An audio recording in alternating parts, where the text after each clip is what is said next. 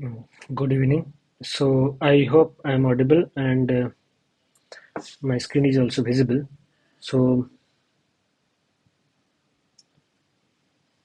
if there is an issue in sound, then you can uh, let me know. I'll try to reconnect. And um, as like the others tutorials, so in this tutorial also I will do some problems which may help you to solve assignment 3. So and if you have any problem till that, you can if you have any problem till now regarding this course, or any problem which you are not able to solve in assignment, and so you can ask me. I will try to discuss those things. Other otherwise I will start to do some problems. So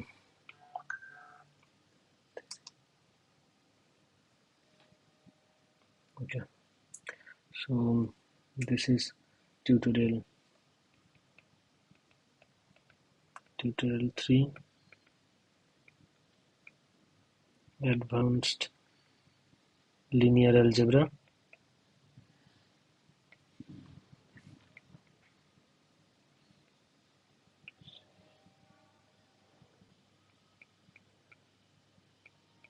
And today is 7th February. I hope I am audible, right?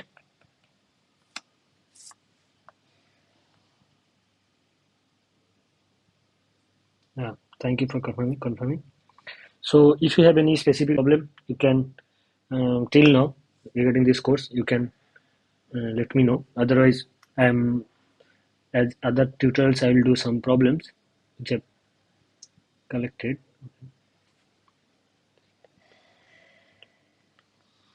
Yeah. Okay. So and similarly, I will not specifically discuss any theorem. Whichever is required during the solving the problem, I will discuss those um, and I will discuss those theorem in that time. And also, if there is any issue with my internet connections or in the screen visibility, you can let me know. Then I will try to reconnect. If there is any internet issue, I can try to solve those. Okay. So let's start with a problem, and let's see whatever we need to solve this problem.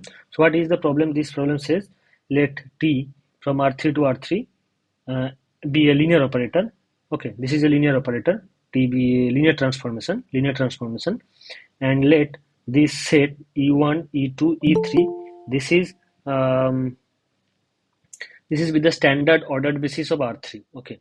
Now the question is, which of the following function is a linear transformation? Whenever t is given by this way. Okay, then which of them are actually linear transformation? Yeah. So this is the problem. So problem is that suppose T is a map from R3 to R3, which for the first one, this is the definition. For the second one, this is the definition. For the third one, there is like this way definition is given. And let R3 be the R3 we know that R3 is a vector space over the real field, and this E1, E2, and E3, these three elements forms a basis. Actually, they are linearly independent and they spans the full R3. So therefore, they forms a basis for R3. So now the question is, which of them are linear transformation? So first see what is linear transformation. I This already discussed in the uploaded lecture, but here I'll just quickly discuss the definition. So a map T, first starting with the thing is the let V and W be two vector space over a field F, and T from V to W be a map. Then T is said to be linear transformation, said to be 1 second.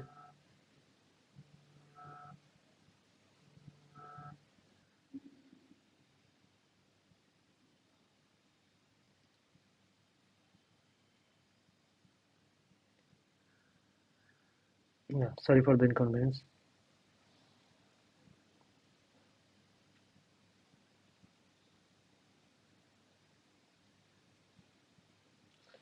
Okay, so this T linear map, a map T from V to W is said to be linear transformation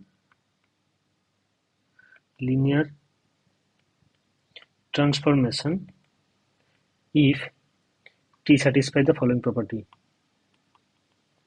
Satisfy the following property.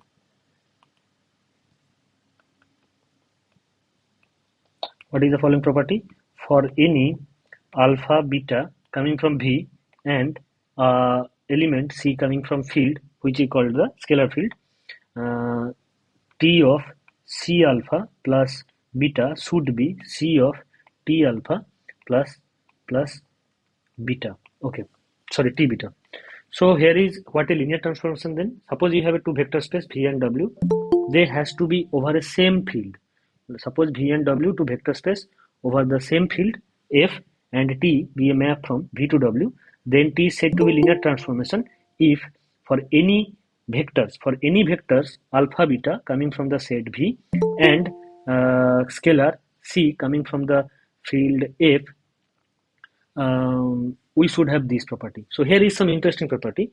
So this is a map. First of all, first condition required that this T has to be a map from V to W. So here one thing I have said, if you carefully look at that V and W two vector space. Good evening. Um, so if T is a V and W two has to be vector space and T is a map. So here what I have said that they are vector space over the same field F. If V, suppose you are taking V is a vector space over some field F1 and W is another vector space over the field F2. Okay. So now the question is that, and T is a map from V to W. T is a map. This is map, not linear transformation. Now question is that, is it possibly going to be a linear transformation? That not necessarily. F1 and F2 has to be same.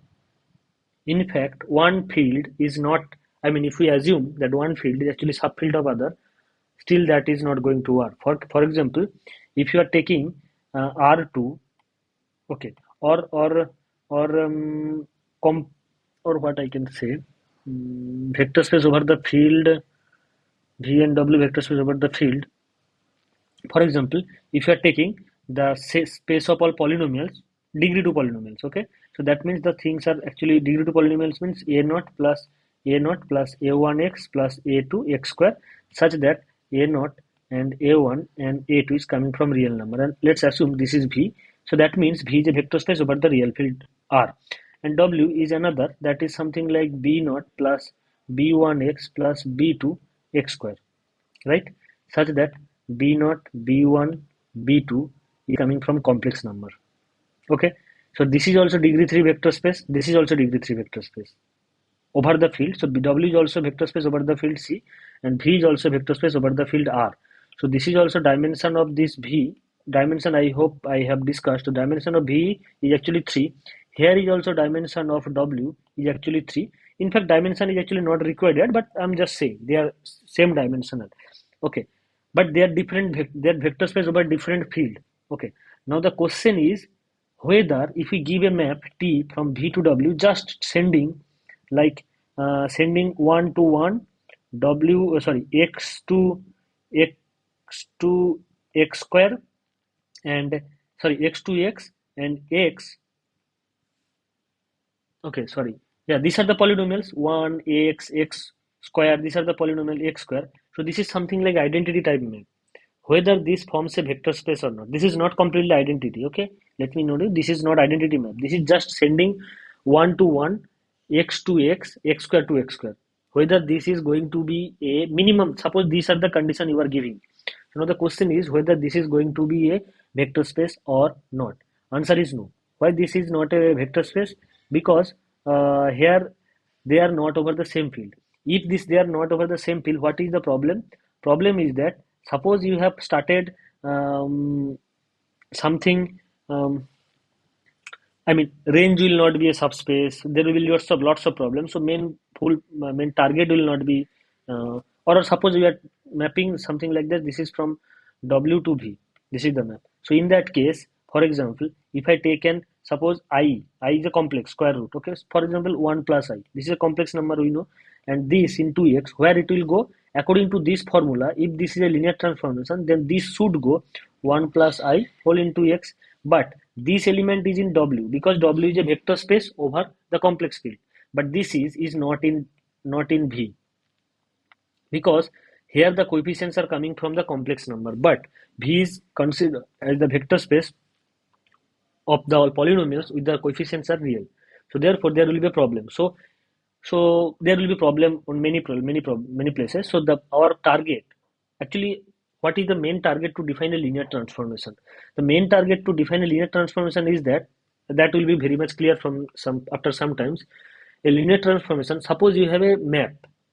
Suppose you have two set x and y, and you have a map. Okay, and if you want to know what is the map, you have to know if at every point x coming from capital X. But a linear transformation satisfying this property, I mean whenever you have a linear transformation, that that is something what it helps to do something like that. If T is a map, I mean map x is a vector space over the field F and y is a vector space over the field same field F, then what is the T is actually doing? If you know T on the basis element of this vector space, then it will be enough.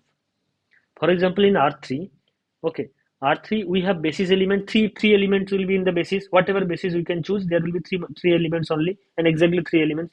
So if you know, and if you want to define a vector space from R3 over R to another vector space W over R, if you just know T on this 3 point and 0 1 0 and 0 0 1, then it is enough to, then you'll know that operate the map is known for full space. Okay, this is what it is, main point. If you know T on the basis, so that's the main target. So if you change the field, underlying field on the both side is not equal, then this purpose will not be fulfilled. So that's why you need that. I mean there will be many type problems. So here is one type problem is there, here is the one type advantage if you are having this same field things and whatever it is. So this is the advantage. So main point is that you need vectors, those two has to be vector space over the same field. They can't be different field. Otherwise that range will not be a subspace and many things will be there. So okay, whatever it is. So now so let me come back again that a linear transformation is a map from a vector space to the another vector space. They has to be over the same field such that they satisfy this property for every alpha beta belongs to B and scalar C belongs to F. T of C alpha plus B is equals to CT alpha plus TB. So here is one important point. If T is a linear transformation, if T from V to W is a linear transformation,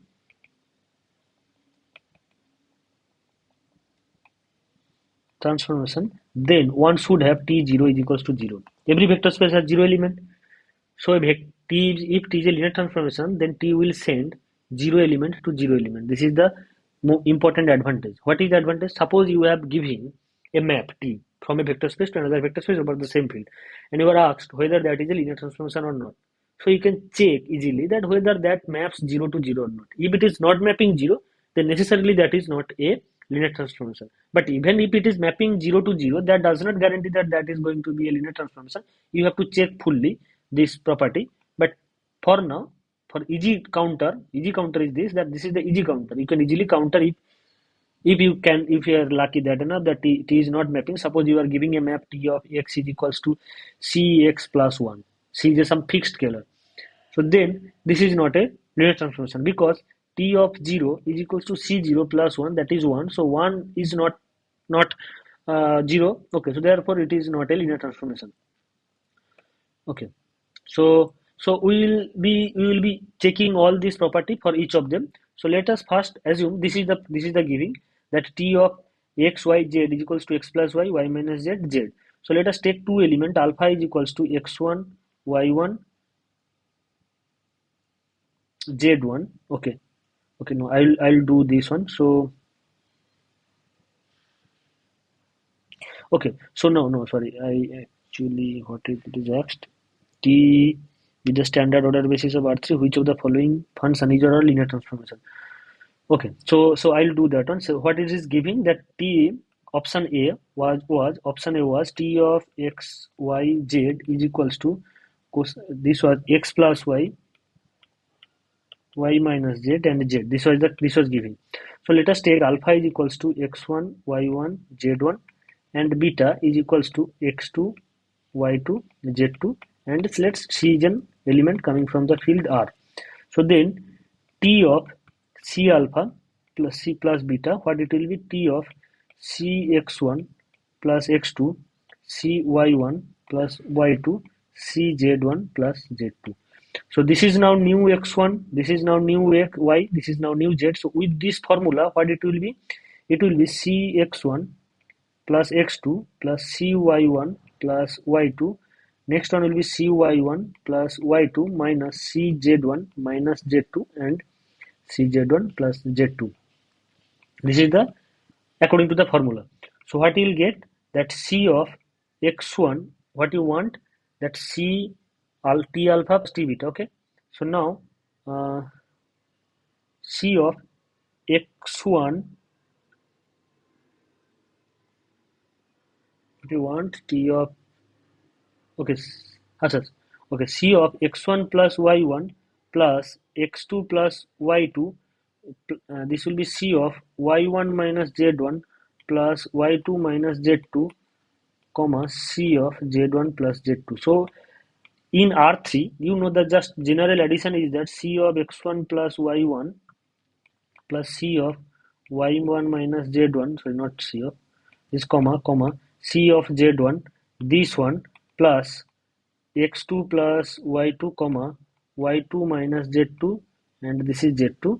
This is what it is. You can just usual, in R3 the addition is just scalar, pointwise addition. This is what it is, the addition. I mean, this is going to be this element. Okay, this is the pointwise addition. So now you will get, so what you'll get, that's, you can write this one as x1 plus y1, y1 minus z1 and z1, and plus this can be written as it is, y2 minus z2 and z2. So now this is ct of x1, y1, z1. This is according to the formula. This is t of x2, y2, z2. So therefore what you got, actually that implies t is a linear transformation.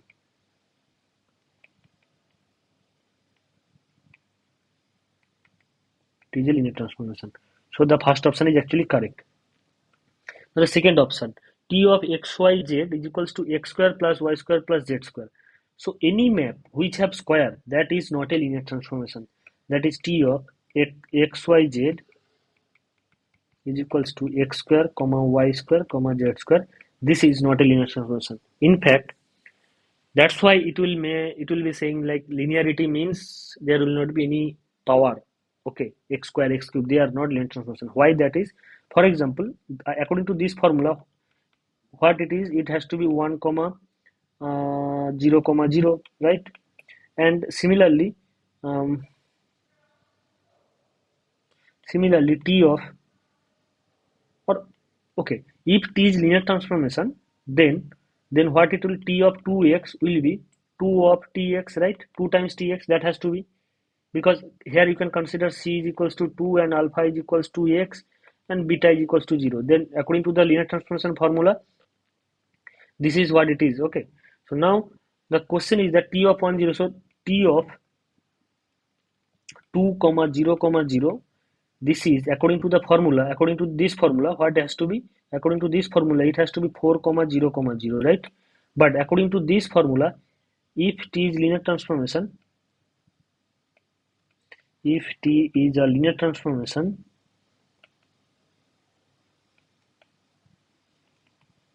then t of 2 comma 0 comma 0 is equals to 2 of t comma 1 comma 0 comma 0. But 2, this 1 comma 0 comma 0 is 1 comma 0 comma 0, right? Because t maps 1 comma 0 comma 0 0, so this has to be 2 comma 0 comma 0, but this is not equals to 4 comma 0 comma 0. So therefore t is not a linear transformation. So what you understand from here, t is not a,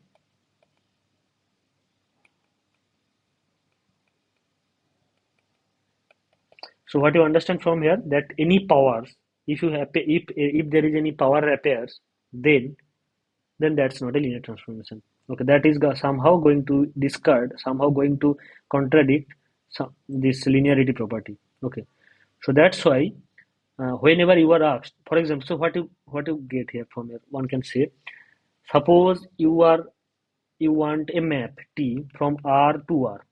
Suppose you are having a function, T is a function, and you are, so what is the easy function one can expect? If you don't want to go sine, cos, exponential, if you don't want to go those things, so there is that. I mean, if you don't want to go the infinite series, what is the easiest things? That is the polynomial. So if you consider a polynomial, what that has to be, the mapping x has to be some px.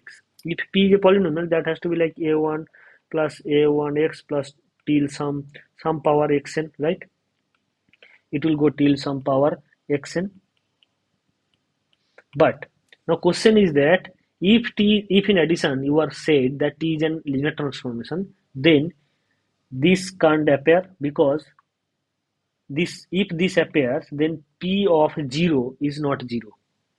Sorry, t of 0 is not 0, right? But as I have said, if t is a linear transformation, t should map 0 to 0. So that's why a naught will not appear. And from the last one, what we got, that any power, that is also not going to appear. So therefore, all this term is also not going to appear. So the only term is that a1x. So that is what we got. Linear transformation from real number to real number is only, these are the possibility. These are the only possible way. So what is the only possible? So I mean, a1 has to be from real number. So that means any linear transformation. So what are the possible linear transformation from real number to real number? Considering real number is a vector space over R, and so now what are the possible linear transformation from real number to real number? That is the possible choice of alpha I, alpha 1. What is the possible choice of alpha 1? That is coming from R. For every R, every element in R, you will get a linear transformation. This is what it is. There is no other linear transformation. Okay. And this same fact is also true. This same fact is also true for complex. If you are mapping from T from C to C, there is also similar things. Okay. If only linear transformation from complex to complex are, these are the only possibility like this. Okay. So now, so that's why the second option is also not correct. Clear? First option is correct. So now let's check the third and fourth. Let T be a function such that T maps E1 is this one, and T E2 this, and T can be a unique linear transformation. The answer is cannot be a unique linear transformation. Let T be a linear function such that T of E1 is equals to 2, 3, 4, T of E2 is equals to 0, 1, 3, and T cannot be a T cannot be a unique linear transformation. So now, okay, here is an interesting fact. Okay, let T from V to W be a linear transformation.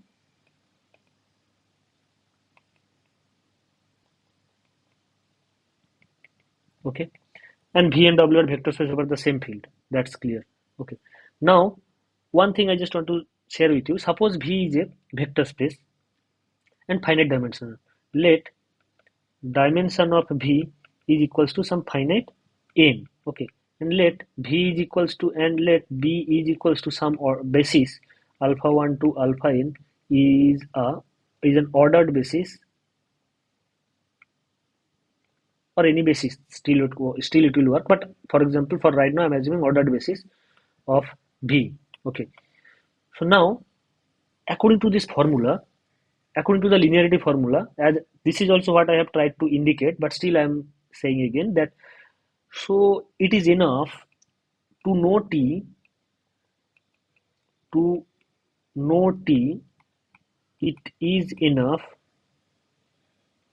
to know T on alpha i's, I equals to 1 to n. So what I'm saying, if you want to know T over the vector space V, it is enough to know that T all at this point. If you know what is the value of T at this point, then you completely know this operator T over the vector space V. Okay, how you know? So as we know that every element alpha in V, any alpha in V, alpha can be written summation of xi alpha I, sum for I equals to 1 to n, and this xi is coming from the field F. Okay. So now T of alpha, if you want to know what is T of alpha, that T of summation of I equals to 1 to n xi alpha I. So now the recall that T is a linear transformation, then what we know that C of alpha plus beta is equals to C T alpha plus T beta for all alpha beta coming from the vector space V and C coming from the field F. So with this formula, repeatedly if we use, then we will get xi T of alpha I. So if we want to know what is the image of alpha under this map T, it is enough to know the image of T, image of alpha I under this map T, and then you can take linear combination accordingly. What is the alpha in this way? Okay. So but you have to fix the order basis. You have to fix the order basis for it for time being. So that's why this is the advantage of linear transformation. So this is so T of alpha is equals to I equals to 1 to n xi T alpha. This is what it is. Okay. So now, so now, so that means and moreover, so now if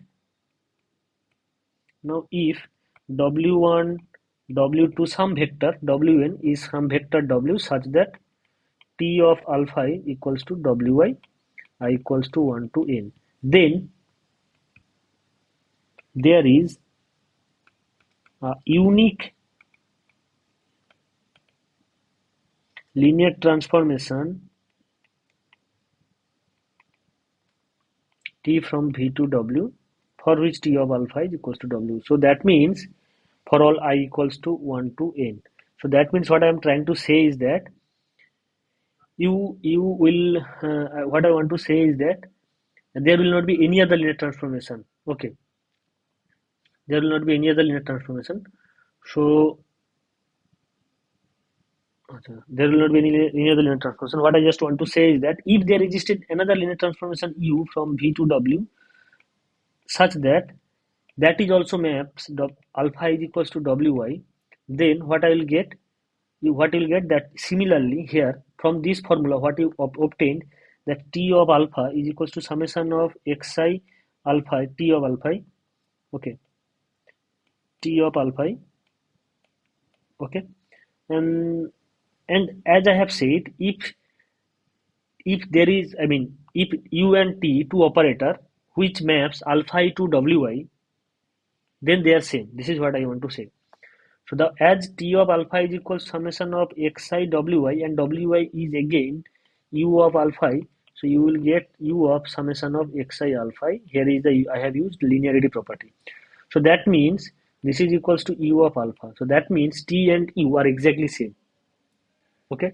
So that what I just want to say from here is that if you know, if you have a linear operator and you know that the image of that of linear operator on specific elements alpha I, so then you know the linear operator completely. But for example, suppose you have V is three-dimensional space, okay, dimension of V is 3, and you have three vector alpha 1, alpha 2, alpha 3. Now you know where is T1 assigned, okay, you know that one, that is suppose W1, you know that one. Where T of alpha 2 assigned, you know that one. But now question is, suppose you don't know where T of alpha 3 is assigned. So then what are the possibilities? There will be infinite number of possibilities. You can assign W1 itself, you can assign W2 itself, you can assign any element. Note that here is important fact, I mean one can easily mislead by this fact. Here I have started with the fact that alpha 1, alpha 2, alpha n, this is an ordered basis. But W1, I have not giving any specific condition on W1. They has to be only elements from W. And in a vector space, you have infinite number of elements if the underlying field is infinite dimensional. Here it is infinite dimensional because if you have a vector W in capital uh, W, then for every element C belongs to F, you have CW has to be element in W. Now, if F is whatever till now, whatever we are discussing, their underlying fields are actually either real number or complex number, and they are all uncountably infinite, not only infinite, uncountably infinite. So, therefore, for in a vector space, you have infinite number of elements, so there is infinite number of choice. You will not get a unique linear, so you will not get a unique choice here. So this is the regarding the third option. So what was the third option? Let T be a function such that T of U1 is equals to 2, 3, 4, T of B2 is equals to 0, 1, 3, then T cannot be unique linear transformation. So T cannot be unique. The answer is correct. I mean the statement is correct, but according to this is not fitting, that which of the following function is or a linear transformation. According to this statement, it is not fitting, but the statement is correct. So you can say that statement is correct. Statement is correct. Now the last one. Let me check the last one. So what is the last one says? Let T be a function such that T of E1 is equals to 2, 3, 4, T of E2 is equals to 0, 1, 3, T of E3 is equals to this. Then what of T of 4, 5, 2? So as I have said, if you remember, so what I am doing, suppose you have a vector alpha in R3 here. What I am doing, I am expressing alpha in terms of ordered basis. And then I am trying to find T alpha as xi T of alpha. So here is also I will do the similar thing. So for that, what I will do, I will express this 452 in terms of the ordered basis E1, E2. So 452 can be written in terms of 2 of 1, 1, 1 plus 2 is adjusted 5 I want, that 3 of 1, 1, 0 and minus 1, 0, 0. 452. So therefore T of 452, that has to be 2 times T of 1, 1, 1, T of 1, 1, plus 3 T of 1, 1, 0 minus T of 1, 0, 0. But T of 1, 1, what it is? T of 1, 1, it is giving 2, 3, 4, 2, 3, 4 plus T of E2, that is giving 3, 0, 1, 3 minus 2, 0, 0. And if you calculate it, 4, okay, 4 plus 3, 7 plus 2, 9, comma 3 to 6 plus 3, 9, yeah, and 8 plus 9, 8 plus 9, 17. 17. So is it matching? This is not matching, because here it is, here 8 and here we are getting 9. So that's why it is not matching. So that's why I will, so this is the answer is actually 9, 9, no sorry, 7, 7, no, 2, 2, 4, 4 plus 3, 7. 7, comma 3, 2, 3, 6 plus 3, 9, comma 8 plus 9, 17. So this is not matching, so that's why the last option is also not correct. So is it clear to everyone? If you have any thing you have not understood, you can ask me. Even that term I have discussed in the previous class as well. And if any terminology, whatever I am saying, if that's not clear to you, you can also ask. I'll try to explain those things. So if you have any doubt, any other further doubt in this problem or any other problem till now you have faced, you can tell me. Otherwise, I will go to the next problem.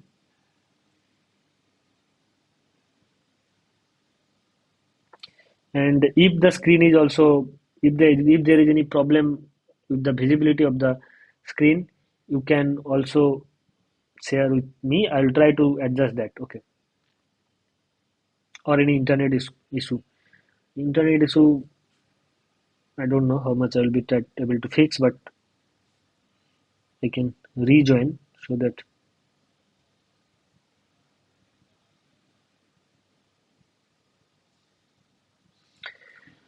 So this is another problem. So what it says, let f be C. Here field is giving complex number.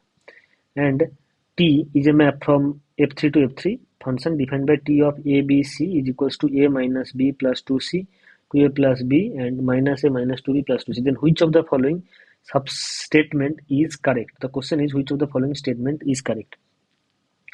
First question is T is not a linear transformation. So let me check whether T is linear transformation or not.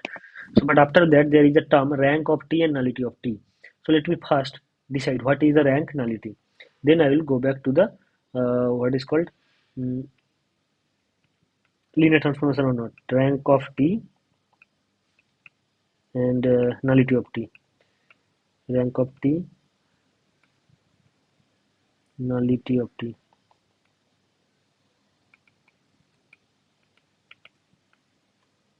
So here is one fact. Let V T from these things I'm not writing once again, that V and W are vector space over the same field and T be a linear transformation. Okay, this is what I'm not writing once again. Linear transformation.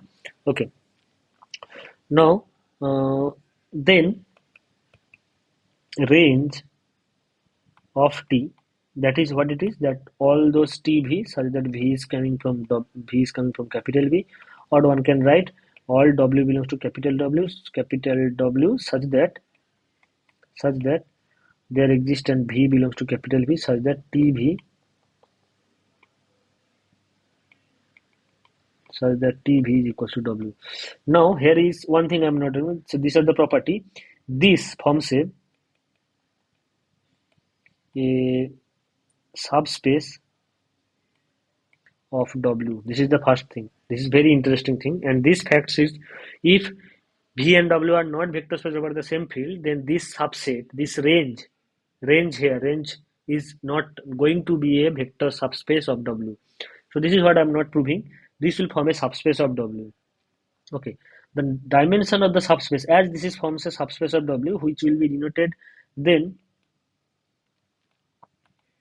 dimension of range of T is called rank of T. Okay, this is a interesting fact. If we dimension of range of T, that will called a rank of the operator T. So that's basically range of T is actually a subspace of W, right hand side term. T is a linear operator from V to W, so T basically range of T is subspace of the right hand side term. And null space of T, what is null space?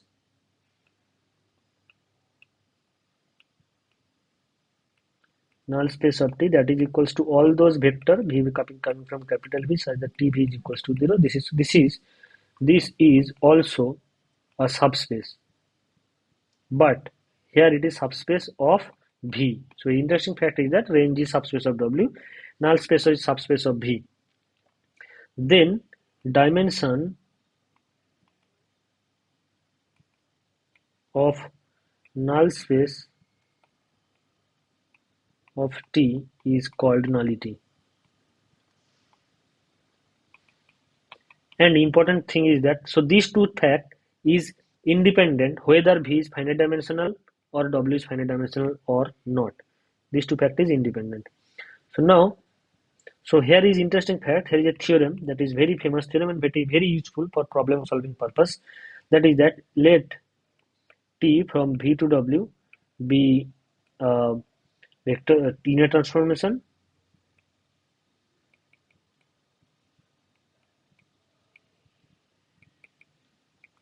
and V be a finite dimensional vector space. V is finite dimensional, that is very much required. Vector space, then rank of T plus nullity of T is equals to, or nullity, I think it is better to write, nullity of T, this is equals to dimension of V. So this is only for finite dimensional. You are not allowed to use this theorem whenever V is infinite dimensional. That time it is not. And in fact, you can prove easily that these two facts are not true whenever V is infinite dimensional.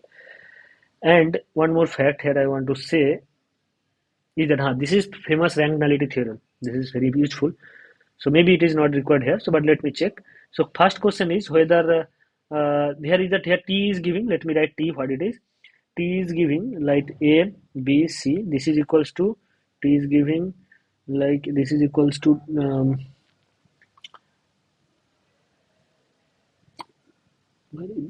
okay T.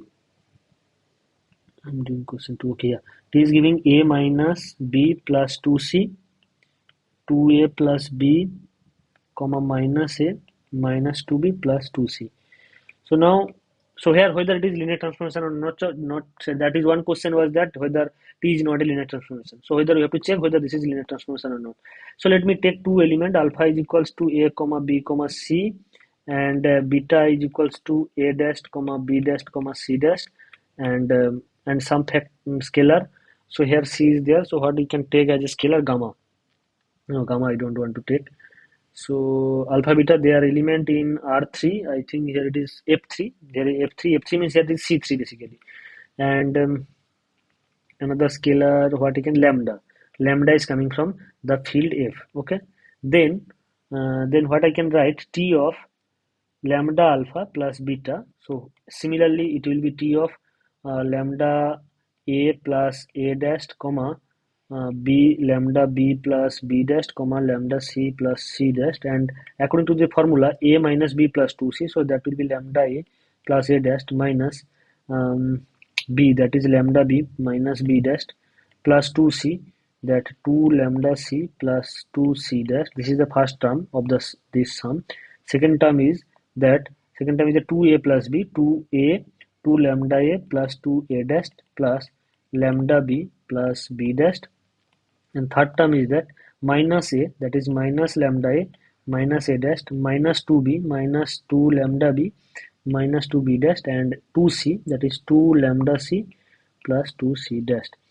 So here if you take all the lambda term outside, something like that, so what you'll get, you will get lambda is equals to a dash a plus a dash a plus a dash, oh, sorry, not, I am just taking lambda terms, so this will be like a minus b plus 2c comma, from here if you take lambda terms, what I'll get, comma 2a plus b comma, if you take lambda term from here, what you'll get, comma minus a minus 2b plus 2c.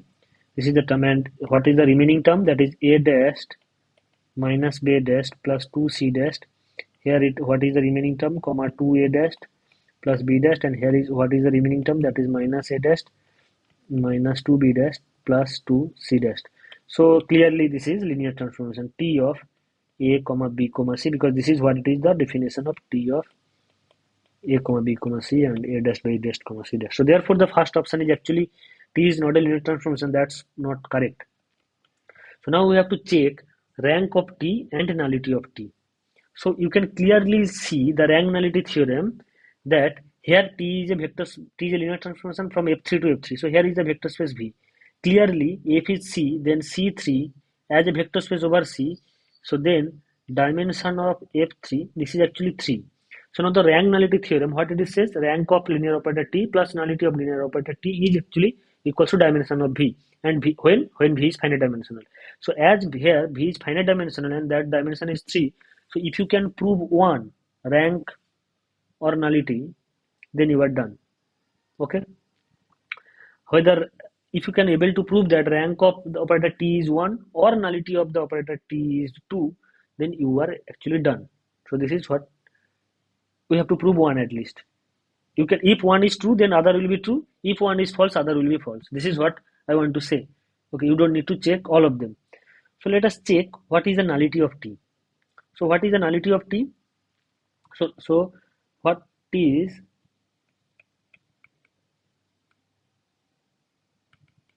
nullity of T?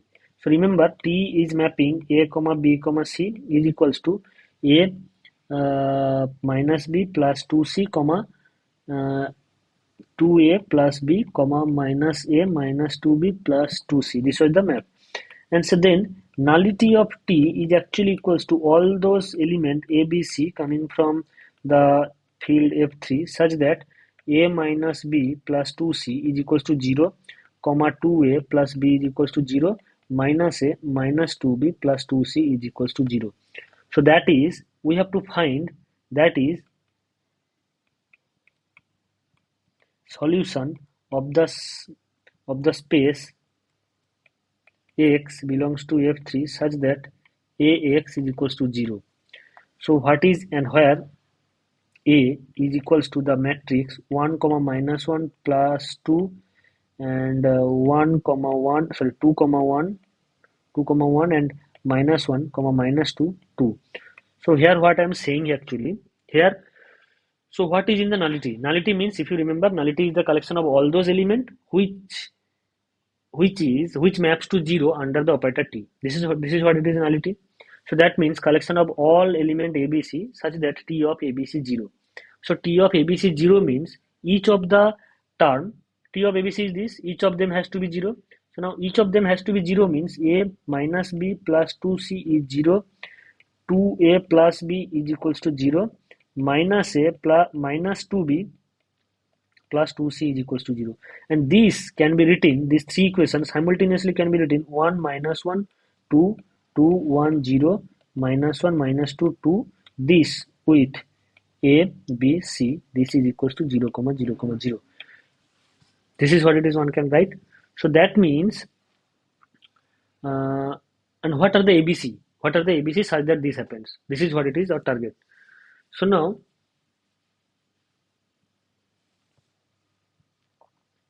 now, whether rank is 1 or not, that's one can, okay, maybe we don't need. So what one way is that do the row reduction. I'll try to avoid that. Do the row reduction and find number of non-zero rows, and that is rank of the operator T. This is one theorem one can use later, but here is one easy way one can try to do. So here let me check where it is getting this mapping 1 comma 0 comma 0, where it is mapping 1 comma 0 comma 0, 1 comma 2 comma minus 1, and T mapping 0 comma 1 comma 0, where it is mapping, that is mapping minus 1 comma 1 comma minus 2. So whether they are linearly dependent to each other or not. So what I am saying, T maps 1 comma 0 comma 0, that maps to 1 2 minus 1 1 2 minus 1, and T maps 0 comma 1 comma 0, that to minus 1 1 comma minus 2.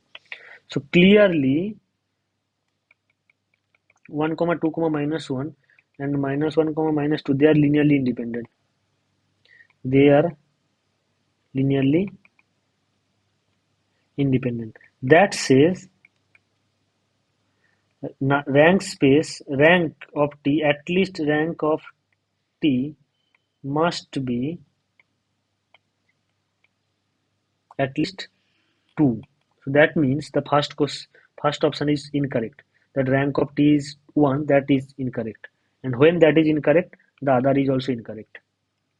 So this trick is clear. So what I have tried to do, I have mapped 1 comma 0 comma 0, that will going to be 1 comma 2 comma minus 1, and I have mapped 0 comma 1 comma 0, that is going to be mapped minus 1 comma 1 comma minus 2. So these two vectors are not clearly linearly independent, because that they are not linearly dependent. If they are linearly dependent, one can be written in terms of other scalar multiple of other, but that's not the case. You can clearly write, you can't write one terms in terms of other. Okay, so that's why these two terms are linearly independent.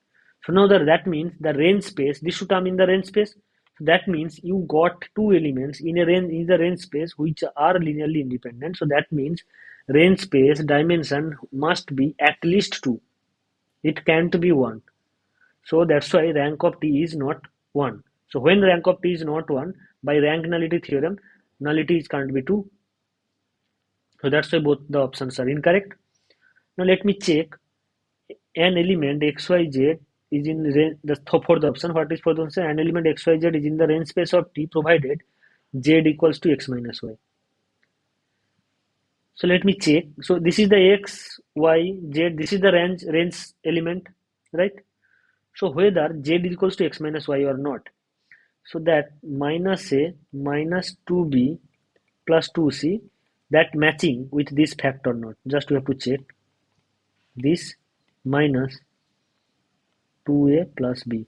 So clearly you can see that a minus 2a, that is minus a, minus b minus 2b, 2c, this is. So this is also matching. So that's why this option is also correct. So what we have done in this particular problem, first we have checked whether T is linear transformation or not. T is indeed a linear transformation, that we have explicitly checked. Now second two option was that rank of T is 1 and nullity of T is 2. Once again, rank is actually the dimension of the range space of T. Okay, and nullity is the dimension of the null space of T. Now rank nullity theorem says that rank of T plus nullity of T is equals to dimension of V, provided V is finite dimensional. So here V is actually F3, so that's why V is finite dimensional. So we will check rank T. You can check rank nullity, that is also okay. You can do the matrix things on whatever it is. But here is one short trick I am using. that T maps 1, comma 0, comma 0, that maps 1 to minus 1 according to the formula, and T maps 0, comma T maps 0, comma 1, comma 0 to minus 1, 1, minus 2, and these two elements will be in the range space.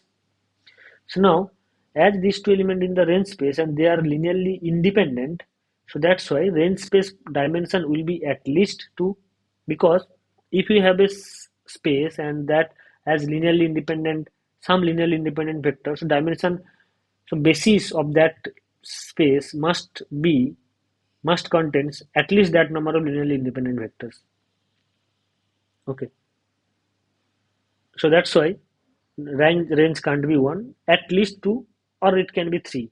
It obviously it can't be beyond 3, because range is subspace of F3 and F3 has dimension 3, and then automatically nullity of T has to be 2. Nullity of T is obviously not 2, as rank of T is not 1. And whether fourth option, any element xyz in the range space of T should satisfy this property or not. It is satisfying because these are the general element that A, B, C. These are the general element that A minus B plus 2C, 2A plus B, comma minus A minus 2B plus 2C. These are the general form of elements, and that satisfies the fact that the last term is actually equals to first term minus second term. So is it clear? If you have any doubt, any terminology or anything I need to repeat, you can ask. I will try to do.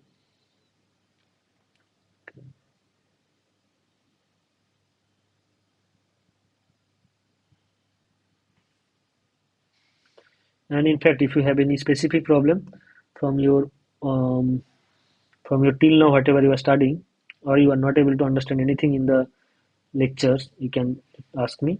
I will try to explain those things as well. And if you have any problem in the assignments during this, that time you also can ask.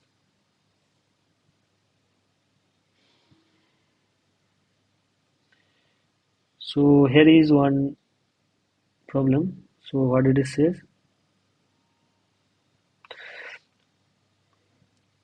let T and U be two linear operator from on R3. Operator means their linear transformation over the same vector space. Okay, that is what it is. So here one can write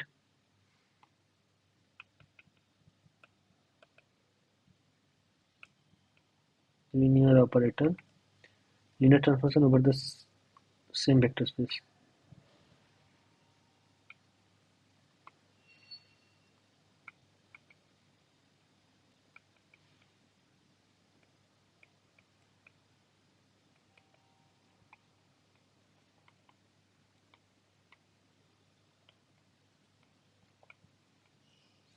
This is what is called by linear operator. They are nothing else. They are just linear transformation over the same vector space. Their V and W are same. Let T and W are T and U be two linear operators on R3 defined by this way and this way. So which of the following statement is correct?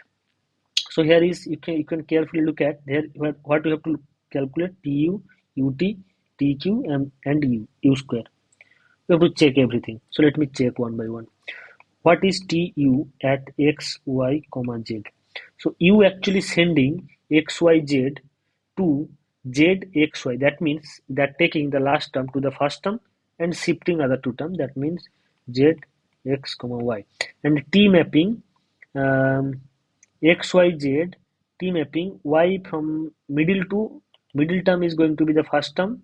That's why x, and first term is going to be the last term, that's why this, and the last term is going to be the middle term, that's why this. So what you obtained here, T of U is actually identity, right? Identity over R3, but that's not right now required. But T of U is equals to TU maps XYZ to XYZ, but here it is said T of XYZ equals to XZY, that's why the first option is not correct. So let me check what is UT. Here it will be UT has to be actually identity. Why I am saying? Because T is actually T and U both are linear operator from R3 to R3 on a finite dimensional space. And T is actually, here it is T has left inverse. Sorry, T has right inverse. If T has right inverse, that means T is If T has right inverse, T is surjective. If T is surjective, those things I will come whenever I will start to discuss those things. Whenever they will be required strongly, that time I will discuss. But right now, just quickly try to say that if T is surjective, that means T will be injective because T is rank nullity theorem will be helpful.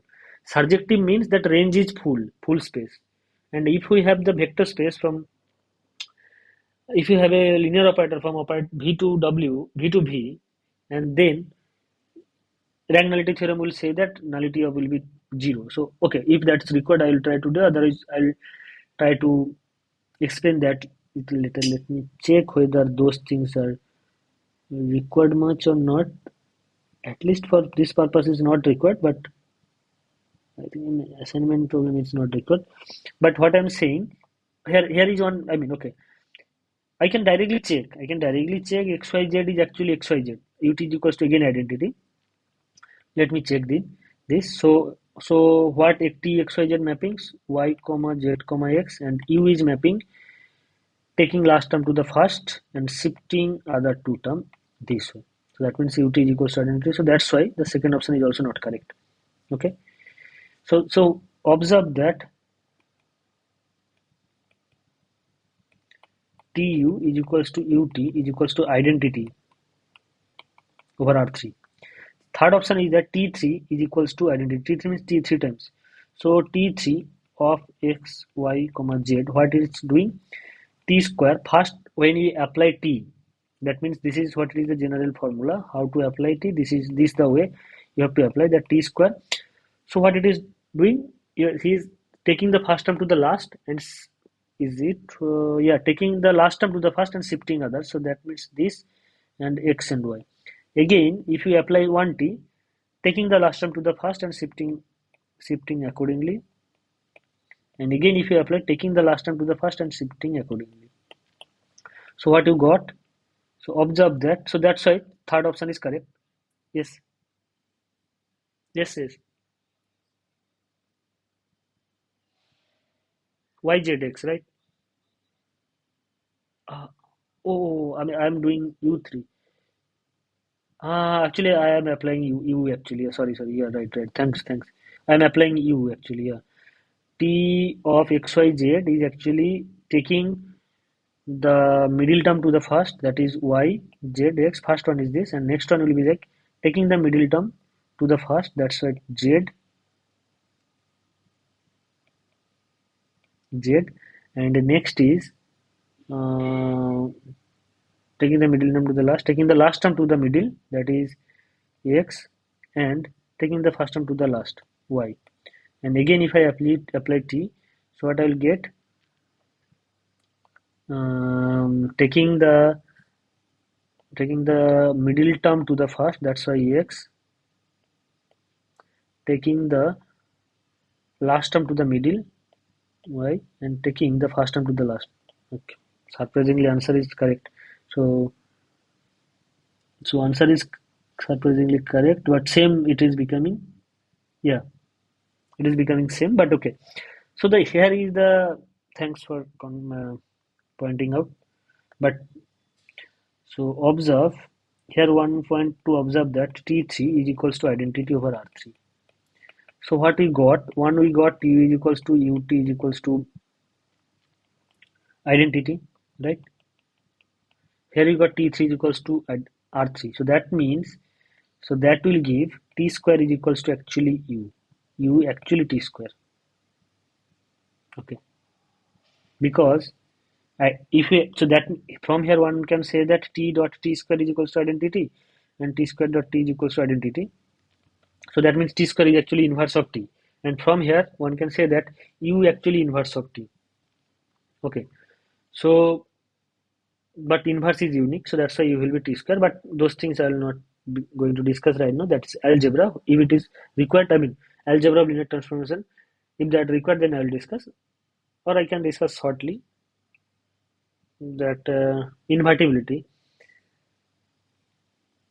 A linear operator is said to be invertible. So this is something. Okay, let me solve this. Settle this one.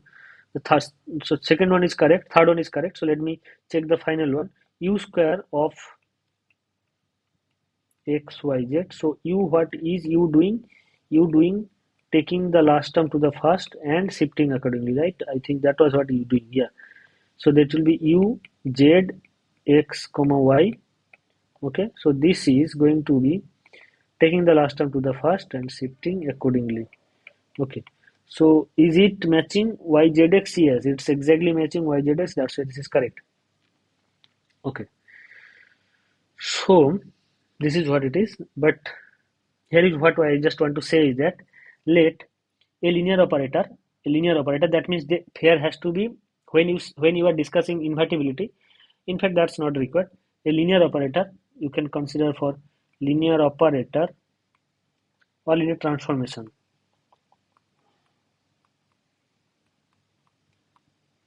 Transformation T from V to W is said to be invertible if there exists another linear operator from W to V, a linear operator, unique linear operator. Uniqueness automatically will come. There exists a unique linear operator. There exists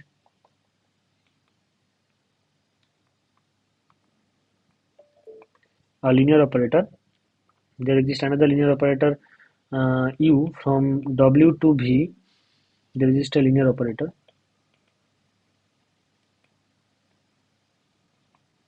Operator T U from W to V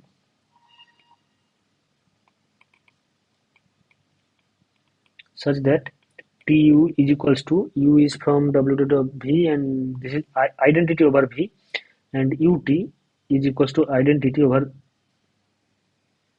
this is identity over W, and this is identity over V. Identity over V. This should happen. So in particular, if T from V to V is a linear operator,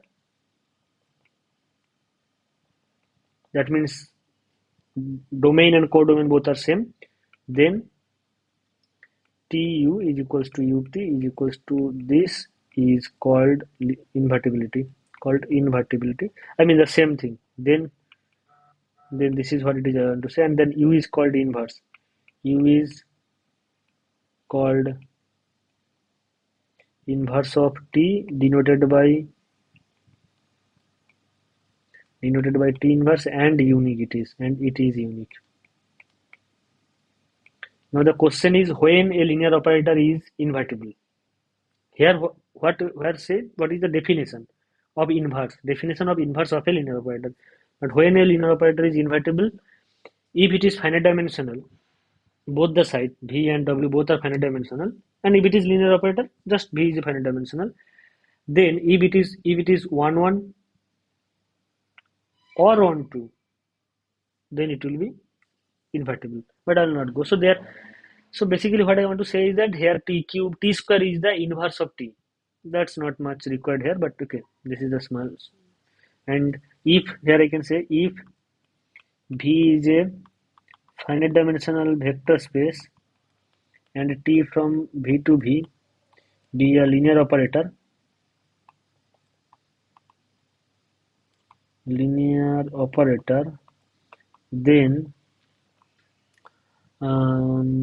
what I want to say is that dimension of T is invertible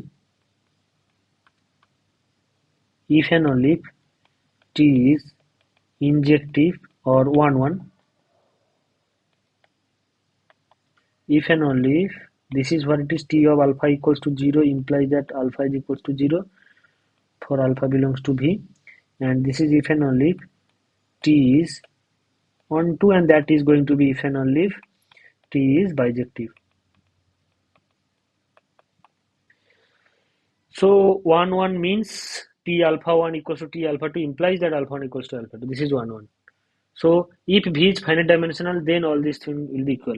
So and so as I have said, whenever T is mapped from V to W or V to V, I am not going to confuse you much more, V to V, and as I am said that there exists an operator Ut is equals to identity and Tu is equals to identity. This is one is going to give you the injectivity, other is going to be one is going to give you the one-oneness, other is going to be give you the surjectiveness of the operator T. So this is going to be give you the injectiveness or one-oneness. Why? What is the injectiveness? If T alpha is equals to 0 for some alpha belongs to V, then we have to prove that alpha equals to 0. Then what I got ut alpha is equals to alpha, because ut is actually identity. So that's why ut alpha is equals to alpha. But T alpha is 0. So that means you have alpha u0 is equals to alpha, but u is actually linear transformation. As I have said, a linear transformation always sends 0 to 0. So therefore alpha has to be 0. So that means this fact ut is equals to identity. This is going to give you the injectiveness or one-oneness. And this is going to give you surjectiveness. What is surjectiveness of T? What is surjectiveness of T? Surjectiveness of T says that if you are taking any element from the codomain, you will get a pre-image of in the domain. So that's what it is, surjectiveness. What it is, that is what it is called the surjectiveness. Okay. Okay. So here how let's take W is an element in V. So what is the T of UW is actually W. So that means T actually, you have a map V is equals to W, where V is equals to V is equals to V is equals to VW. Sorry, V is equals to UW. This is what it is. And also, so that's why what I'm saying, that in one, if you have invertibility, you have two conditions. T is equals to identity, U equals to identity, then one is giving you the injectivity, other is giving you the surjectivity. But still here what I'm saying, that one is equivalent to be the this fact, and that is equivalent to the onto, and that is equivalent to the invertibility. That happens if V is finite dimensional. Why that happens? Because rank-nullity theorem. Okay. So now, so whenever range of T is actually full V, that means dimension of rank of T will be n again, whatever the dimension of V. In that case, I mean, if it is surjective, if thus it is surjective, then dimension of the range of T, that will be equals to, or sorry, if it is surjective, then range of T, that will be V. That means dimension of this will be equals to dimension of V. Now if you, and this is what it is means rank. Now if you use the rank nullity theorem, what you will get, nullity will be 0. Nullity will be 0 means dimension of null space is 0. That means T is 1 1. And once T is 1 1, once again you can use the rank nullity theorem. That means T is, null space of T is actually 0. That means dimension of the range space of, I mean, you have this fact. If you know that dimension of null space of T plus dimension of range space of T is equal to dimension of V. If T is injective, that means null space is 0, dimension will be 0, then range space dimension will be equals to V. That means T is surjective. And if T is surjective, then range space will be exactly equal to the space V. Then the range space dimension will be exactly equal to the dimension of V. That means null space dimension has to be 0. That means null space has to be 0. So if these things are not able to understand, not a problem. But at least whatever the main problem, whatever I'm discussing, these are not required for the problem what I'm discussing. But I don't feel those things are will be encountered today in today's any problem. So that's why I'm just little bit I'm trying to touch. If there is any doubt or not able to understand, you can ask me. I'll try to explain further in detail. I'm here very quick and very short. That's what I'm trying to be. But this is not much involving in this problem. At least whatever problem we are discussing, that problem is solved at least 6 7 minutes ago. Okay. Any doubt? Whatever the discussed I in the letter or in the regarding the problem,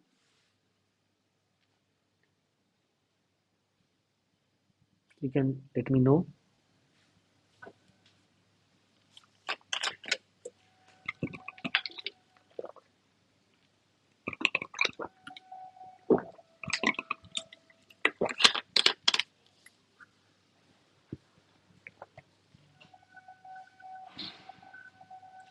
So okay. So then let's go back to the another problem.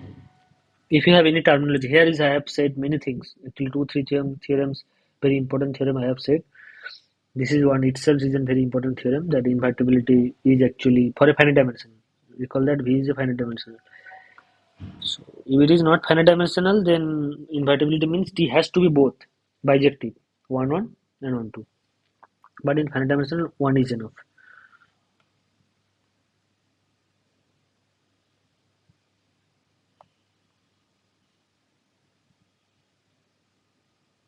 Okay, this is another problem. What it says, let T be a linear operator on R3 defined by T x1, x2, x3 is equals to x1 plus x2, x2 plus x3, x3 plus x1. Then these are the options I have. So here if you look at carefully, here it is asked about I minus T. My screen is visible, right?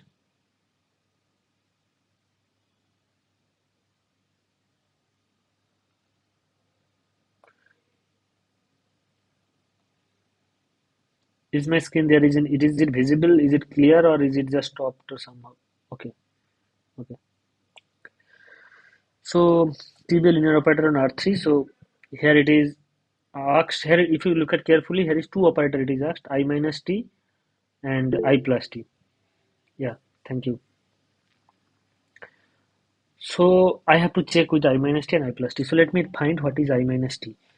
What is I? I is identity. That means that will map x1, x2, x3 to the x1, x2, x3.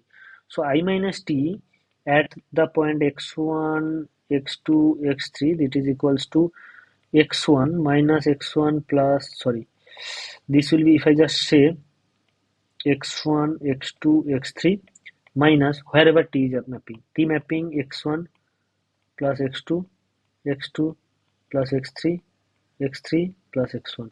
So this is going to be minus x2, minus x3, minus x1. Okay, this is really minus of x2, comma x3, comma x1. This is what it is, right?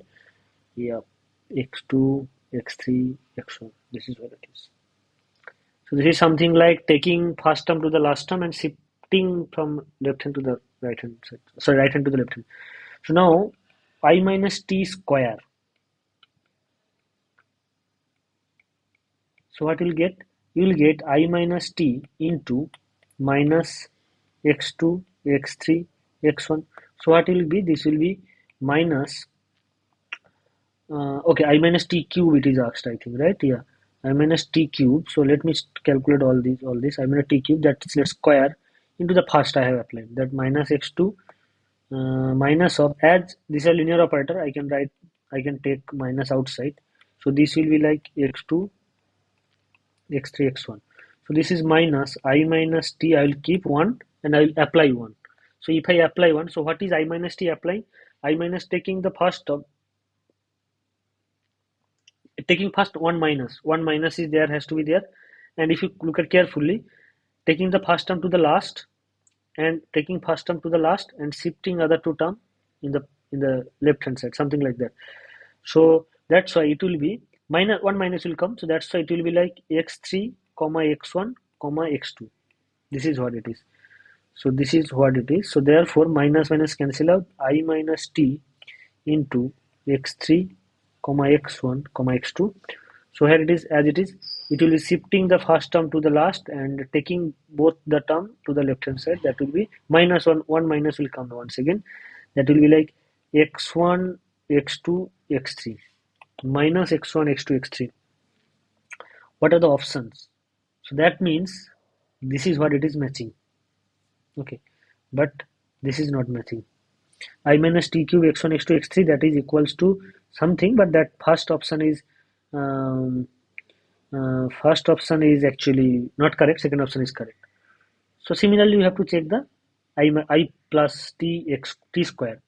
So first we have to check what is I plus t whole in x1 comma x2 comma x3. This is also similarly, this will be like, remember, I maps x1 x2 x3 to the x1 comma x2 comma x3 and t maps x1 to x1 plus x2 or x2 plus x3, x1 plus x2, x2 plus x3, x2 plus x3, and this will be like x3 plus x1. So if you combine all of them, what you'll get 2x1 plus x2, 2x2 plus x3, and 2x3 plus x1. This is what you'll get. So now the question here, it is asked to find I plus t square.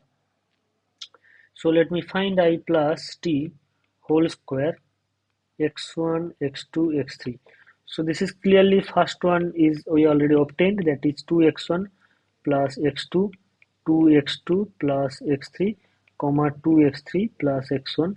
So let me consider this is as x dash, x1 dash, this is as x2 dash, this is as x3 dash. So what is supposed to be? It's supposed to be like 2x1 dash.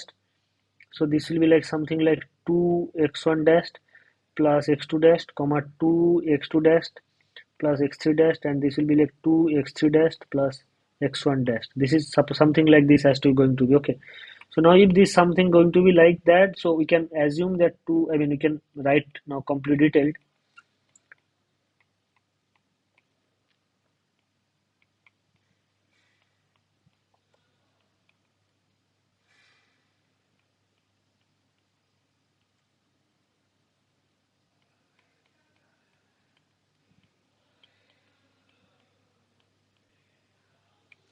So now if you carefully look at, there will be the coefficient of this will be like 4x1 plus 4x2 plus x3. This will be like 4x2 plus 4x3 plus x1. This will be like 4x3 plus 4x1 plus x2. This is what it is. So let me check with where it is matching. None of them are matching. Clearly none of them are matching. So that's why these two options are not correct. These are very easy problem. You can understand. Okay.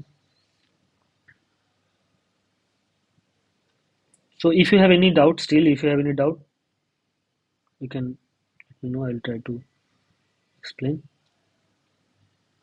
I just I will just advise one thing, that here if you have I minus here you have I minus t square, right? And or cube. You should not. I mean, you can expand it, like it will be like 3t square plus 3t plus t cube minus t cube. You can do this, and you can try to solve again and again. But I don't think that will be much helpful. I think that obtaining I minus t and try to do something that will be helpful. So just it's like about whatever the method you want to take, whatever the steps you want to take, according to your convenience you can take. That's not much. Um, okay. If you have still even any doubt, you can ask.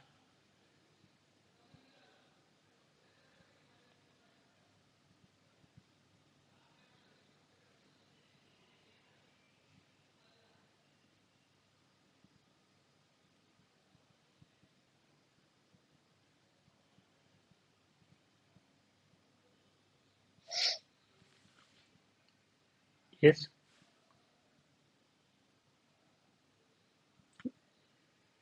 Uh-huh.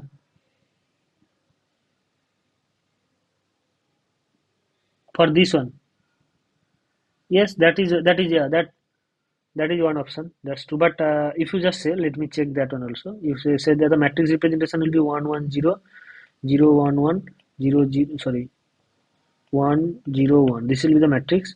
So now if we subtract I minus, so that means it will be like here it will be 0 0 0, and here will be minus minus minus, right? Now you have to do the cube. That is one way.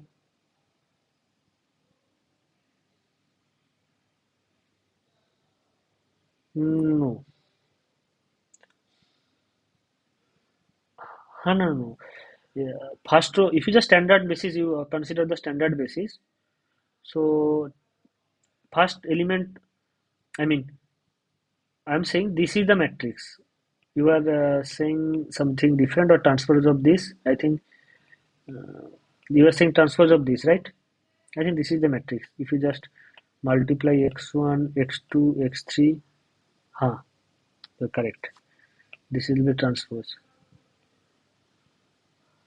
So x1 plus x2, if you want to x2 plus x3, and this will be like x1 0 x3.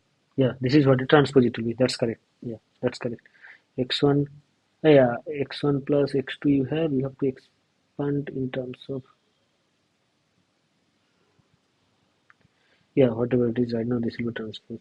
Okay, so x1 plus x2, x2 plus x3, x3 plus x1, right? So now you have to subtract it from identity, for example, then it will be like 0 0, So this is not required right now, and these are will be minus and minus. So you have to do the square here, one thing cube here. For I plus t is also similar, but whatever you prefer. I believe that if you are thinking like time consuming way, I think here everything will be. I mean, this method is also will get little time if you want to square it or cube it, but this is also not taking not much time. But obviously, if you don't have any if you are not sure that these are going to match like very interesting way, then I think this is using the matrix method. I think that will be very much easier here. I mean, if you are not able, if you are not aware of the fact that these are going to be like easy, something like x1, x similar x1, x2, x3. This I think this matrix method will be little easier. In general, if you are having matrix method is the I think best method will be. But obviously, expanding it, that's not a good idea.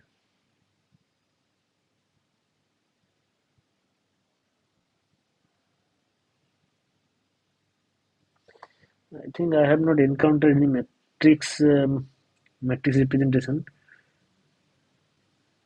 I don't know how this. Okay, let here it is giving another problem. If you have any another problem, any doubt, you can ask, or any better method, we can also try. That will be better. If there in another methods in any problem as you are suggesting, this will be very good discussion.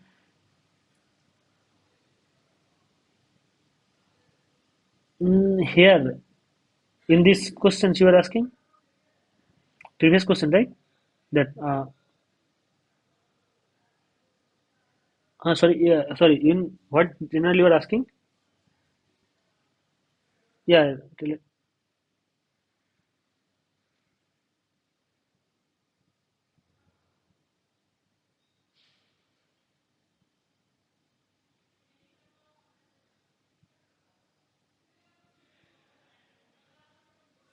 mm,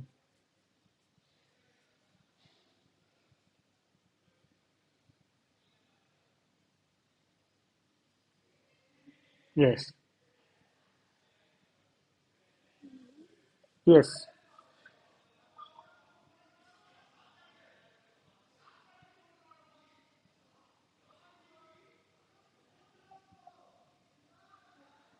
No, actually, you have okay. If you are just saying this, so let me remove this right now. So I'll try to come here. So I think as I mean able to listen correctly from you. So what you are saying, suppose you have a vector space V, right? Finite dimensional. We are completely finite dimensional, and you have two bases B and B dash something like that. So now here is the basis change matrix is required. I think if you have standard basis, so then there is no basis change matrix is required. That is identity.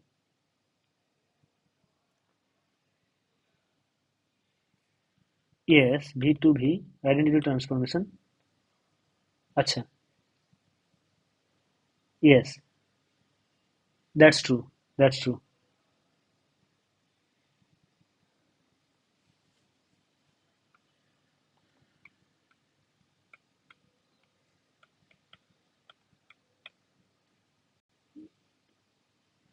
Is the basis change matrix.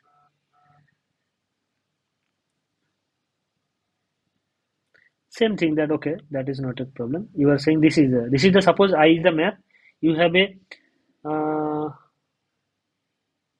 okay. Here is one thing. Matrix of this operator is actually this is not operator. This is right now linear operator. You can say matrix of this will be the basis change. That is what your question is why this is not identity, right? It is right not. Transformation is identity, but it is matrix is not.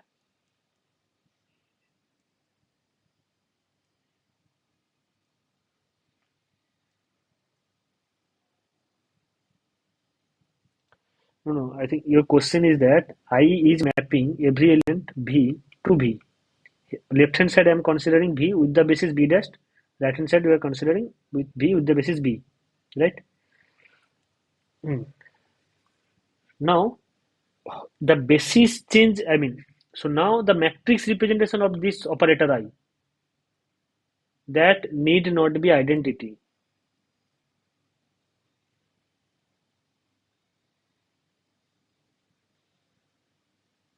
That's true. Change of basis matrix. Yeah. But now, but why your question is something like that? Why you want to study this, right? Or something like that.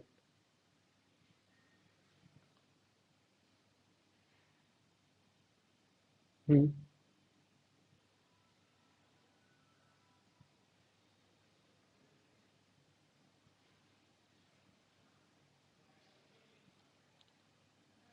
Okay. Huh.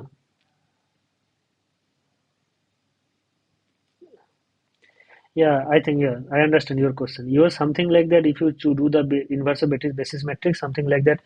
If you have the if you have this one as the x prime, some you have a fixed vector alpha, and if you are getting x prime is the corresponding I mean coordinate vector, and with this you are getting coordinate vector x, column vector, something like that.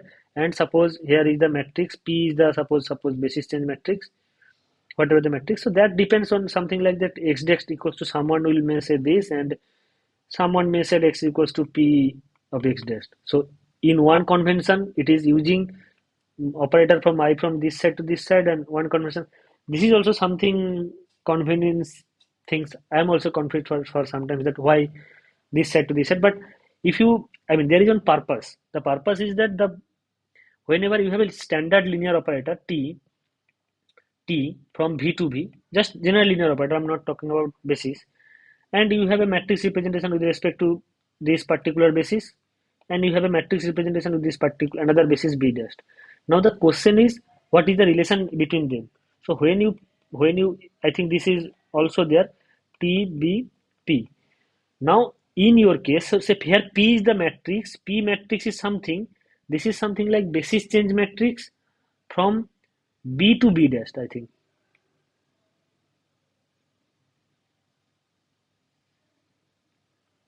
Transformation. Exactly, this is TBP inverse. I mean, whatever convention, but your calculation has to be correct. That's the what it is. That does not affecting anything at all.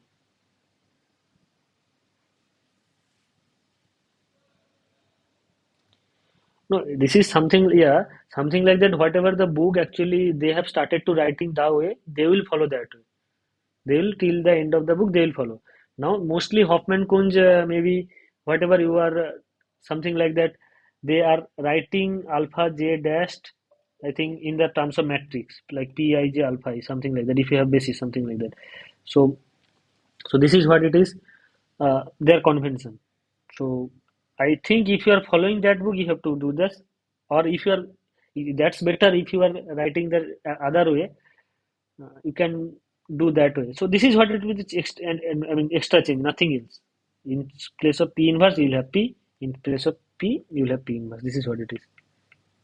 This is not any difficult, any problematic. It's okay now. Yeah. So this is now a new problem. Let me try this. And in fact, if you have any other doubt regarding this, any one of you have any other doubt regarding this or any type of problem, you can ask. I will try to solve that. Here it is. The question is that let V be the space of polynomial functions of degree less than equals to 3 over the field F, and W be the space of all four tuples over F. So here is the polynomials of degree 3, degree less than equals to 3. That means that dimension is also 4. That constant x square x cube. Here it is the suppose delta. This is the first thing, that 1x square. This is the basis for the v. This is basis for the v, and delta 2. This is sorry, box 2. That is 1 0 0 0 1 0 0 0 say something. This is basis for the space. W is actually f4. This is what it is saying. F to the power 4 times 1 respectively. Let t from v to w be the linear transformation defined by t1 equals to this, tx equals to this, tx square this. This is very standard. Then which of the following statement is or are correct. So what it is says, let F be a field. This is standard field is given. V is the vector space of all polynomials of degree less than equals to 3. That is equals to all those polynomials like a0 plus a1. Okay, let me write this way: p0 plus p1x plus p2x squared plus p3x cubed, such that p0, p1, p2, p3 are coming from the field F, and W is actually F4, that is the 4 tuples basically. Okay, there is nothing special. This is equals to something like x1, or I can write A, B, C, D, such that both all of them are coming from the field F. Okay, so now let T be the linear transformation from V to W. What it is doing? This is mapping, and let V here the basis of this is like 1 x square x cube. This is the basis, ordered basis, and in this case ordered basis is like 1 0 0 0 1 0 0 0 0 1 0 0 0 0 1. This is what it is, the ordered basis. Now let T from V to W with the linear transformation that maps. Okay. The question is which of the following statement is or are correct? If T is this, whether if no, here it is giving sorry, here it is giving T of 1 is equals to 1 comma 0 comma 0, and T of Vx that is giving 0 comma 1 comma 0 comma. This is also giving that x square is 0 comma 0 comma 1 comma 0, and the final one T of x cube equals to this fact is also giving. Okay, so this is very standard. Everything is in the standard ordered basis. Okay, now the question is, first question is TP. What will be TP? If P is this, then clearly T of P is equals to P naught of T of 1. I mean, just I am going to be like x plus P2 T of x square plus P3 T of x cube, and if you use this fact, then what you'll get? You'll get P naught comma P1 comma P2 comma P3. So therefore what you obtained, that this fact is not correct. TP equals to P3, P2, P1, P0. That's not correct, because that is going to be P0, P1, P2, P3. That is standard. It is going to be. So that's why this is not correct. And so what we got here, actually T of something like P0 plus P1x plus P2x square plus P3x cube. This is going to be like P0, P1, P2, P3. So that means T inverse of something like that. What is going to be this is going to be P0 plus P1x plus P2x square plus P3x cube. This is what is going to be. So first option is incorrect. That's clear, because T of P is going to be P0, P1, P2, P3, but that's not the case. And second option is correct, because T inverse ABCD is actually A plus BX plus C x square plus DX cube. That is what I have tried to prove. Yeah, this is what it is I have tried to do. So this is correct. Now dimension of LVW, what it is, and what is LVW? That one option will be correct. That is the 16 option is the correct one. This is not correct. So let me check this one. So let V and W are two vector space over a same field F, and LV, W is actually the collection of all linear transformation. Okay, this is equals to collection of all linear transformation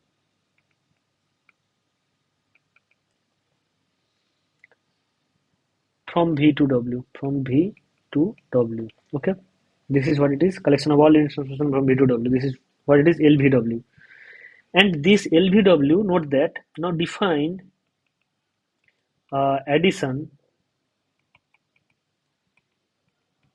How? if we take two elements, two linear transformation from this LVW, that means each of them are linear transformation from V to W, then one can add this way, like they are operator, they acts an element V, like T1V plus T2V, and we can addition and scalar multiplication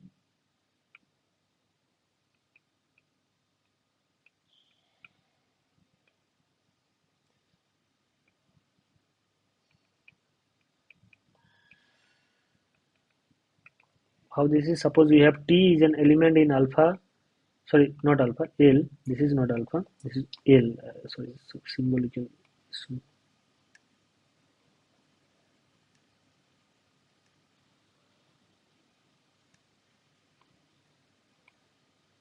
L, V, comma W, and let's take some scalar coming from the field F. Then CT, we can define a new vectors, new operator or new transformation given by this way. Then L, V, comma W is again a vector space with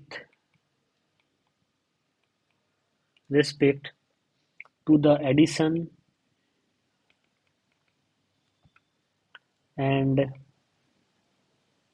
scalar multiplications defined above.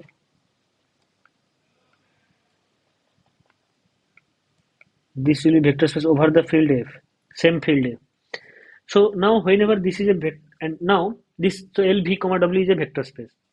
Now the question is, if V and W are finite dimensional,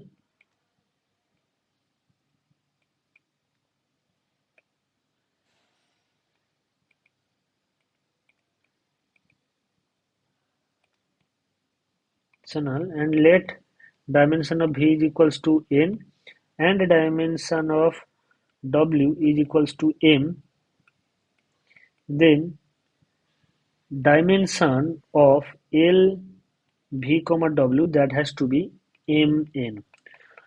Okay, so this is a theorem one can say if V and W are finite dimensional. So there is a many way to prove, at least not many way, but two three ways is there. One of the way is that for if you fix a order basis from V and W. So now in particular, in our case,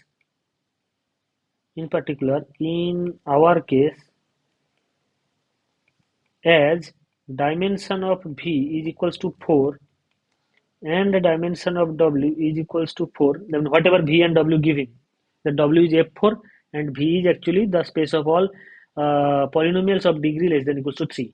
This is what it is V and this is what it is W. So therefore dimension of L, V, comma W, this is equals to 16. 4 times 4, 16. So now what I am just trying to say is that here how to prove this. You have to fix an order basis and you can do some, if you fix the order basis then it's become very easy to prove. Okay, but I will not discuss that. Okay, so I hope this is clear. So that's why this option, first option, second of third option is not correct, only the final one is the second option is correct. Okay, so if you have any problem in this specific, um, here you can ask. Okay, so let me go to the next problem.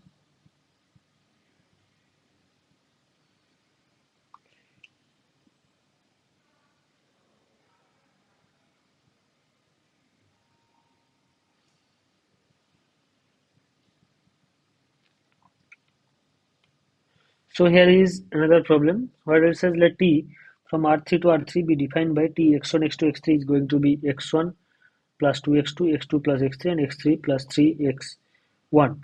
So which of the following is inverse of T? So here is two way.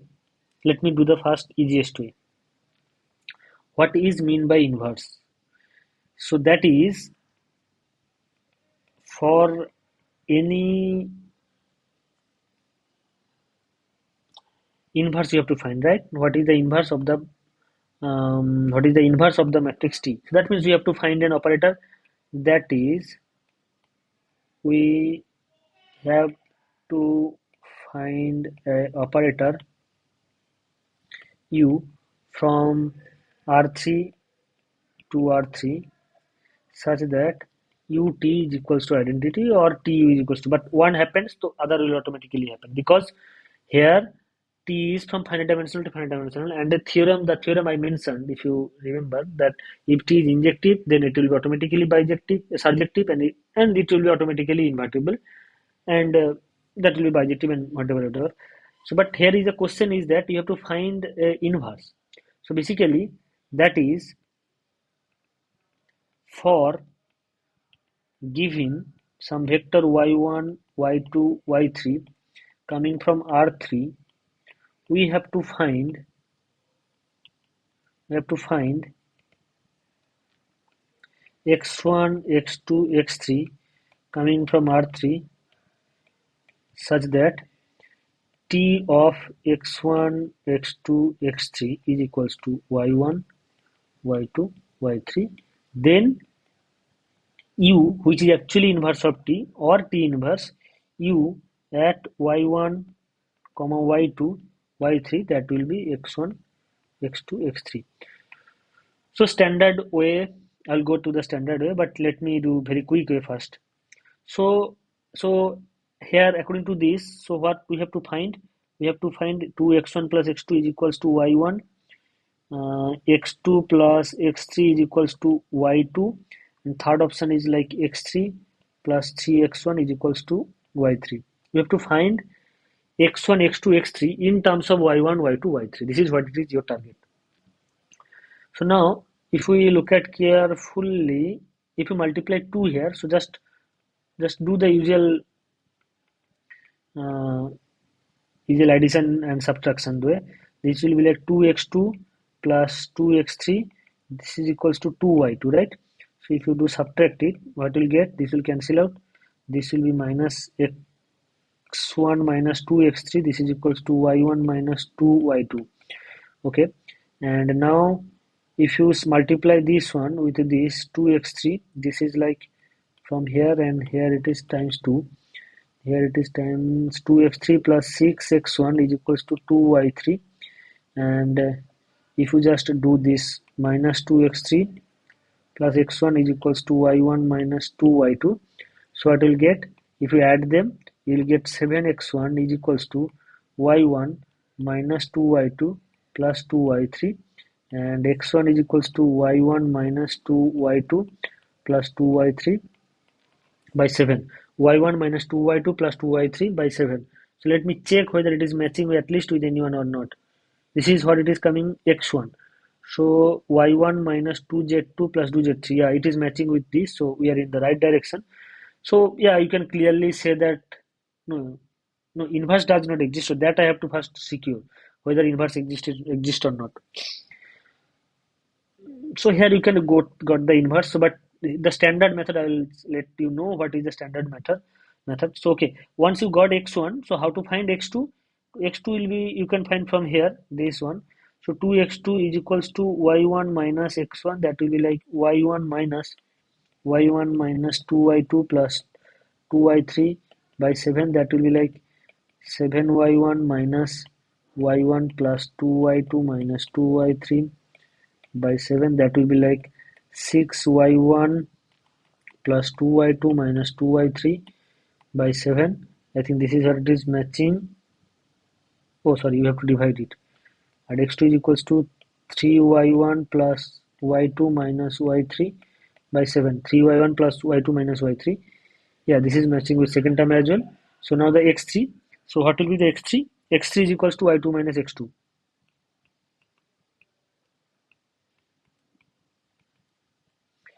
y2 minus x2 is 3y1 plus y2 minus y3 by 7, that will be 7y2 minus 3y1 minus y2 plus y3 by 7, that will be like 6y2 minus 3y1 plus y3 by 7. So that will be minus 3y1 plus 6y2 plus y3. minus 3y1 plus 6y2. Yeah, this is what is the inverse. So automatically other will be cancelled out. This will also be cancelled out. But let me show you why the inverse of t will exist. That's the first question. So how? So as I have said, when the linear operator will exist inverse, if it is injective, right? This is one easy way, or whether it is surjective or not. So throughout whatever I have proved, here it is proved surjective. That means if you are taking any element y1, y2, y3, you are able to find x1, x2, and x3 such that t x1, x2, x3 is mapping there. But that something is not correct way to do. You are finding inverse before checking whether invertible or not. So that means you need to first check whether it is invertible or not. So let me go to the first question, that t of x1, x2, x3, that is going to what it was. It was x1 plus 2x2, x1 plus 2x2, comma, x2 plus x3, comma, x3 plus, sorry, x2 plus x3, x3 plus 3x1. The question is, we can check, this is finite, this is T J linear operator from finite dimensional to finite dimensional, right? R3 to R3. So now, what we can do, we can check whether this is injective or not. So how to check this is injective or not? Let us write x1, x2 is equals to 0. That gives x1 plus 2x2 um, is equals to 0, x2 plus x3 is equals to 0, and 3x1 plus x3 is equals to 0. So from here, you can subtract x2 is equals to minus x3, and you can replace that here. So what you'll get, 3x1 minus x2, that is equals to 0. So that means you are getting 3x1 is equals to x2. So now let me here replace x2 is equals to 3x1. So what will get, x1 plus 6x1 is equals to 0. So that will give x1 is equals to 0, and so once x1 0, that gives x2 is equals to 0 from here, and once x2 0, that gives x3 is equals to 0. So that means injective.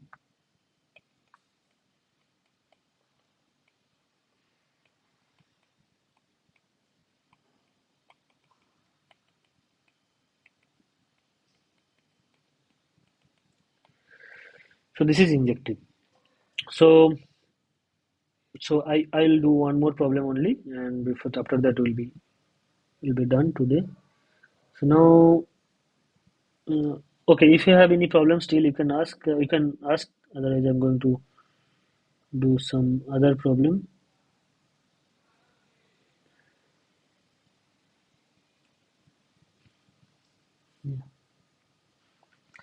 This is the problem I'll do today, and will be ending.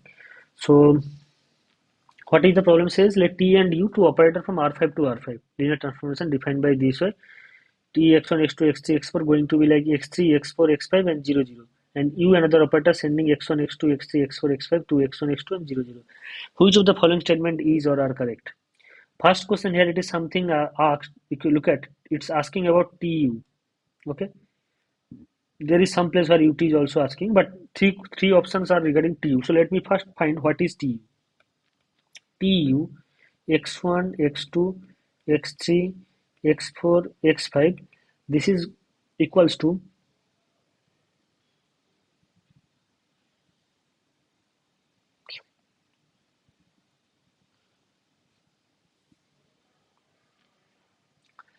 this is equals to x1, x2, x3, x4, x5. This is equals to, okay, U is sending x1, x2, x3, x4, x5 to T of x1, x2, 0, 0, 0, because U is sending x1, x2, x3, x4, x5 to this. Okay, this is the first thing. Now T, what is T doing? T doing that, removing the first two term and shifting the last three term to the first place. So removing the first two term, what will be? It will be 0, 0, 0. First two term removed and do something like that. So that means this is TU is equals to 0. That means first option is correct. So now TU 0 means TU sending any element to 0. So that means range of TU that is equals to RTU, that is equals to full R5, because that's sending every element of the space to 0. That means dimension of RTU, that is equals to 5. So that means the second option is also not correct. Now if dimension is this, then rank nullity theorem, dimension of RTU or plus dimension of null space of Tu, that will be equals to dimension of the vector space V, which is equals to 5. That is going to be that dimension of NTU is actually equals to 0. So that's why the third option is also not correct. Let me go to the last option. So here you can look at the last option is regarding UT. So let me check then what is UT. First you have to find what is UT. UT is sending x1, x2, x3, x4, x5. That is T is sending, removing first two term and shifting last three term to the first place. So that will be like x3, x4, x5, 0, 0, 0. Sorry, double 0 will be. So it will be not more than 2, 0. So this is what it is. T mapping x1, x2, x3, x4, x5 to x3, x4, x5, 0, 0. So this is what I have written. Now what is U mapping? U mapping, fixing first two term and letting all other entries to be 0. So fixing first two term, that's x3, x5, x3, x4, and letting all other entries 0. So this is what it is. Okay. So UT is this. So therefore range of UT, that is equals to collecting all those element x3, x4 such that 0, so basically one can write x1, x2. This is also not a problem. Such that x1, x2 is coming from real number. I think I am discussing in real number. Okay, yeah. So that means dimension of range of UT, that is equals to 2. I hope that's pretty much clear. And null space of, and you can null space of UT. So now if yes,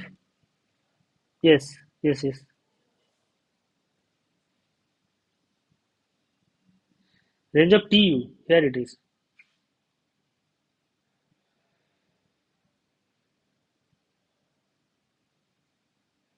That is 0, na? Because that's sending every element. Sorry, yeah, right, that's the other way. Range of TU is actually 0. That's why 0, sorry, yeah, 0. So that means that is 0. So nullity theorem says nullity will be 5. Yeah, thanks. I have things reversed completely in other way. Yeah, thank you. So yeah, dimension of V is equals to 5. So that's why, yeah, range will be, yeah, I completely I missed other way. Range is completely 0. So nullity, actually null space is complete R5. You can from here everything one can be said the null space of TU, that is equals to R5. Yeah. Yeah, fortunately answer is not correct. So that's why it's very much clear that if one is full, other will be 0, and that way it becomes answer is correct, but methods are very completely in other around I am going. Okay. So dimension of RUT is 2, that's clear. So let me find what is the nullity. So null space of TU. So it is clear that what is the null space. Uh, so now if UT x1, x2, x3, x4, x5, this is equals to 0, that forces x3 is equals to x4 is equals to 0, right? So that's why what you can say, I don't have any other information about the other terms like x1, x2 and x5. So therefore null space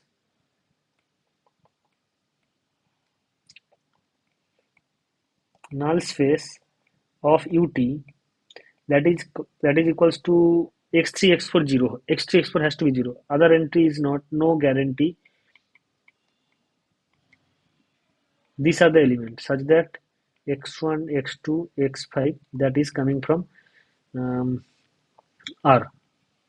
Yeah, this is what it is. So that says nullity dimension of null space of UT, that is equals to 3. Actually here, no, that is also not correct. Yeah, So dimension of, but we don't need dimension. But the question here it is asked that dimension of range of UT intersection null space of UT. So if you look at what is the range of UT, range of UT is those terms for where the first two term will be non-zero, possibly another term can be, other term is necessarily zero. And null space of T is the first two term along with the last term is the non-zero. So therefore, range of UT intersection null space of UT that is equals to elements are actually x2 0 comma 0 comma 0 such that x1 x2 is coming from R. This is what it is, RUT intersection in UT. I hope I made this correct. No mistake I made. I hope this is what I made correct. So that means dimension of RUT intersection NUT, this is going to be 2. So is it? Yeah, it is. Yeah. So this is what it is. So if you have any or anything I made mistake again, so please let me know. Or if you have any specific doubt, or if you are facing any problem in understanding um, anything in whatever the lecture video uploaded there, you can let me know here. Okay. And another thing is that um, you can, I think there is one portal where you need to submit feedback. You can upload feedback as well. Uh, and okay, I will not start any problem today. And if you have any problem, once again, if you have any problem, you can, any problem which you are not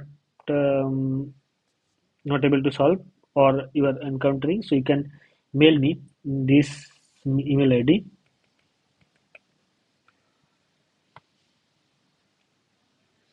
I will try to solve those problem ma21d018 at the rate of smil dot iitm.ac.in.